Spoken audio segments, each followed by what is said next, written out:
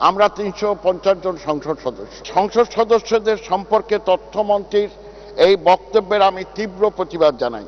তথ্যমন্ত্রীর এই বক্তব্যের জন্য সকল সংসদ সদস্যদের নিকট ক্ষমা চাওয়া উচিত। একই সাথে তথ্যমন্ত্রীর নির্বাচনী এলাকার টিআর কাবিখার কি কাজ হয়েছে তা তদন্ত হওয়া প্রয়োজন বলে মনে করি।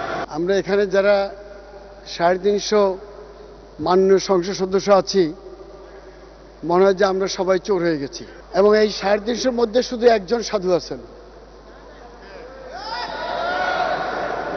এবং উনি হচ্ছেন আমাদের মাননীয় তথ্যমন্ত্রী। উনি কি মেসেজ দিচ্ছেন সারা জাতিকে আমি জানি না, এটা ক্ষমার অযোগ্য। আমরা সবাই চোর হলে এই সংসদ চালাবেন কাদের দিয়ে? মাননীয় স্পিকার, আপনি তো একজন মাননীয় সংসদ সদস্য।